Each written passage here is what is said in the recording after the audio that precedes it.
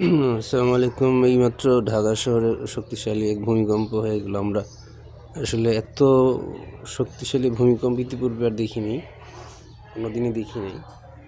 আমরা আসলে বাসার মধ্যে খুবই আতঙ্কিত হয়ে পড়েছিলাম। মানে আমার বাসাটা হচ্ছে 10তলা বিল্ডিং। এই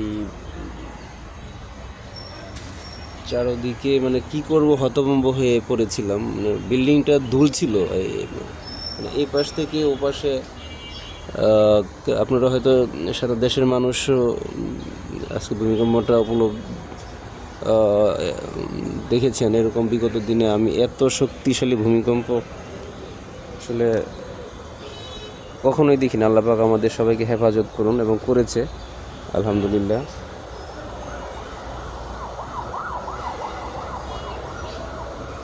মানে মানুষ আতঙ্কে মুহূর্তের মধ্যে সবাই রাস্তায় নেমে এসেছিল নিজের জীবন বাঁচানোর জন্য।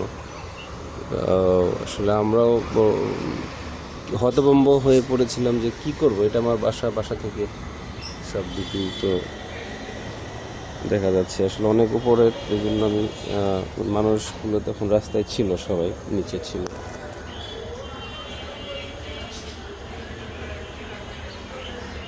এই রাস্তা ভোর দিয়ে তখন বাসার মানুষগুলো ছিল সবাই। আল্লাহ পাক আমাদের সবাইকে রহম করুন। জানি না বাংলাদেশের আর কোথায় কোন অঞ্চলে ভূমিকম্প অনুভূত হয়েছে। টিভিতে নিউজ দেখলাম যে ভারতের মেঘালয় থেকে ভূমিকম্পটি উৎপত্তি হয়েছে সকাল প্রায় 9:30টার দিকে। তো ভূমিকম্পটা অনুভূত হলো, এবং গাজীপুরে ফোন দিলাম, আমাদের বিভিন্ন অঞ্চলে ফোন দিয়েছি, সবাই ভূমিকম্পটি আর পেয়েছে। আজকের এই শক্তিশালী ভূমিকম্পটি টিভিতে স্ক্রলে নিউজ হচ্ছে ভারতের মেঘালয় থেকে ভূমিকম্প উৎপত্তি, এবং এটি একটি ভয়াবহ ভূমিকম্পই ছিল। সবাই ভালো থাকবেন, হেফাজত থাকবেন, আমাদের জন্য দোয়া করবেন। আল্লাহ আমাদের সবাইকে হেফাজত করুন, আমিন।